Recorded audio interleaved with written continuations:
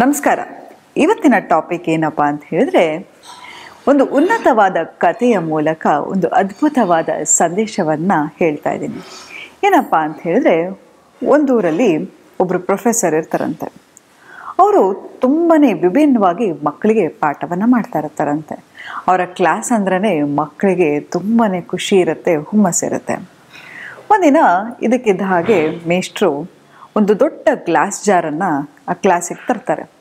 ಜೊತೆಗೆ ಒಂದಿಷ್ಟು ಕಲ್ಲು, ಪೆಬಲ್ಸು, ಮಣ್ಣು ಎಲ್ಲವನ್ನು ಹಿಡ್ಕೊಂಡ್ಬರ್ತಾರೆ. ಆಶ್ಚರ್ಯಚಕಿತವಾಗಿ ಎಲ್ಲ ಮಕ್ಕಳು ಕುತೂಹಲದಿಂದ ಅವರನ್ನು ನೋಡ್ತಾ ಇರ್ತಾರೆ. ಏನು ಮಾಡ್ತಾರೆ ಮೇಷ್ಟ್ರು ಅಂತ ಹೇಳಿದ್ರೆ, ಮೊದಲನೇದಾಗಿ ಒಂದು ಗ್ಲಾಸ್ ಜಾರ್ ಒಳಗಡೆ ದೊಡ್ಡ ದೊಡ್ಡ ಕಲ್ಲುಗಳನ್ನು ಹಾಕ್ತಾ ಹೋಗ್ತಾರೆ. ಆಗ ಮಕ್ಕಳನ್ನ ಕೇಳ್ತಾರೆ, ಮಕ್ಕಳೇ, ಈ ಗ್ಲಾಸ್ ಜಾರಲ್ಲಿ ಈ ಕಲ್ಲುಗಳನ್ನು ತುಂಬಿಸಿದ್ದೀನಿ, ಇನ್ನು ಯಾವುದಾದ್ರೂ ಒಂಚೂರು ಜಾಗ ಇದೆಯಾ ಅಂತ. ಮಕ್ಕಳೆಲ್ಲ, ಇಲ್ಲ ಮೇಷ್ಟ್ರೆ, ಗ್ಲಾಸ್ ಜಾರ್ ತುಂಬ ಹೋಗಿದೆ, ದೊಡ್ಡ ದೊಡ್ಡ ಕಲ್ಲು ಹಾಕಿದ್ದೀರಾ, ತುಂಬ ಹೋಗಿದೆ ಅಂತ ಹೇಳ್ತಾರೆ. ತಕ್ಷಣ ಮೇಷ್ಟ್ರು ಏನು ಮಾಡ್ತಾರೆ, ಸಣ್ಣ ಸಣ್ಣ ಪೆಬಲ್ ಕಲ್ಲುಗಳನ್ನು ಹಾಕೋಕ್ಕೆ ಶುರು ಮಾಡ್ತಾರೆ.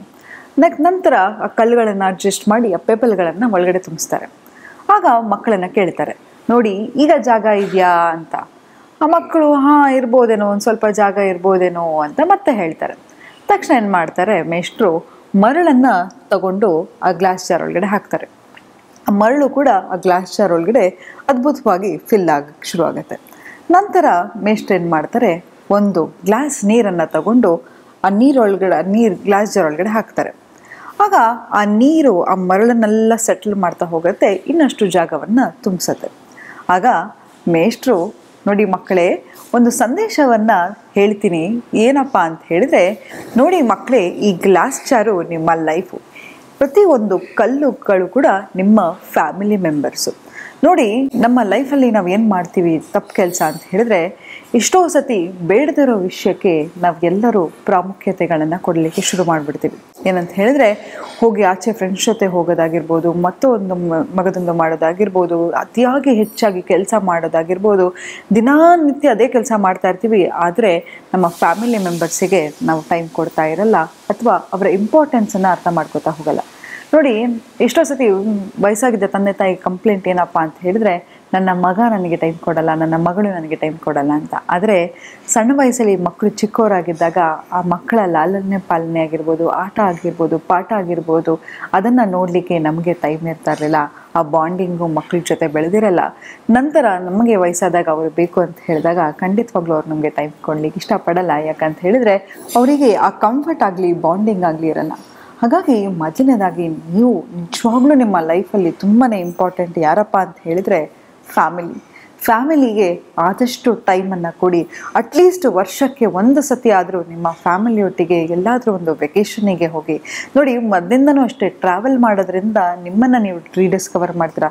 ಯಾವುದೇ ಒಂದು ಸಾಧುಗಳಾಗಲಿ, ಸಂತಗಳಾಗಲಿ, ಎಲ್ಲರೂ ನೋಡಿ ಒಂದು ಜಾಗದಿಂದ ಇನ್ನೊಂದು ಜಾಗಕ್ಕೆ ಹೋಗ್ತಾಯಿದ್ರು, ತೀರ್ಥಯಾತ್ರೆ ಮಾಡ್ತಾಯಿದ್ರು. ಪ್ರತಿ ಸತಿ ನೀವು ಒಂದು ಹೊಸ ಜಾಗಕ್ಕೆ ಹೋಗಿ ಬರುವಾಗ ನೀವು ಒಂದು ಹೊಸ ವ್ಯಕ್ತಿಯಾಗಿ ಬಂದಿರ್ತೀರ. ಅದಕ್ಕೆ ಹೇಳ್ತಾರಲ್ವ, ದೇಶ ಸುತ್ತಿ ನೋಡಿ, ಕೋಶ ಓದಿ ನೋಡು ಅಂತ. ಪ್ರತಿ ಸತಿ ನಾವು ಯಾವುದಾದ್ರೂ ಒಂದು ಹೊಸ ಜಾಗಕ್ಕೆ ಹೋದಾಗ ನಾವು ಒಂದು ಹೊಸ ವ್ಯಕ್ತಿಯಾಗಿ ಬರ್ತೀವಿ.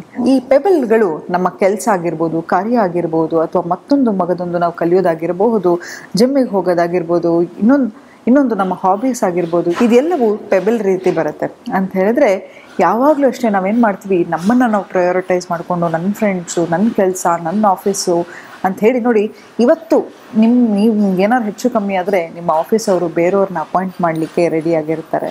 ಆದರೆ ನಿಮ್ಮ ಫ್ಯಾಮಿಲಿಗೆ ನೀವೊಬ್ಬರೇ ಇರೋದು ಅಲ್ವಾ? ಯಾಕಂತ ಹೇಳಿದ್ರೆ ಎಷ್ಟೋ ಸತಿ ನಮಗೇನಾದ್ರು ಹೆಚ್ಚು ಕಮ್ಮಿ ಆದರೆ ನಮ್ಮನ್ನು ಕೆಲಸದಿಂದ ತೆಗೆದು ಇಮ್ಮಿಡಿಯೇಟ್ಲಿ ಯಾರನ್ನಾರು ರೀಪ್ಲೇಸ್ ಮಾಡಿಬಿಡ್ತಾರೆ. ಆದರೆ ನಮ್ಮ ಫ್ಯಾಮಿಲಿ ಮೆಂಬರ್ಸಿಗೆ ರಿಪ್ಲೇಸ್ಮೆಂಟ್ ಸಿಗುತ್ತಾ?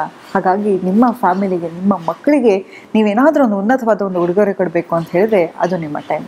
ನಂತರ ಈ ಮರಳು ನಮ್ಮ ಜೀವನದಲ್ಲಿ ಹೇಗಪ್ಪ ಅಂತ ಹೇಳಿದ್ರೆ, ನಮ್ಮ ಫ್ರೆಂಡ್ಸು ಅಥವಾ ಒಂದು ರಿಲೇಷನ್ಶಿಪ್ ಆಗಿರ್ಬೋದು, ಒಂದು ಫ್ರೆಂಡ್ಶಿಪ್ ಆಗಿರ್ಬೋದು, ಇದೆಲ್ಲವೂ ಮರಳು ರೀತಿ ಅಂತ ಹೇಳಿದ್ರೆ ಖಂಡಿತವಾಗ್ಲೂ ಅವರ ಇಂಪ್ಯಾಕ್ಟ್ ನಮ್ಮ ಜೀವನದಲ್ಲಿ ಇರುತ್ತೆ. ಆದರೆ ಫ್ಯಾಮಿಲಿ ಮೆಂಬರ್ಸ್ಗಿಂತ ಮುಖ್ಯ ಅಲ್ಲ.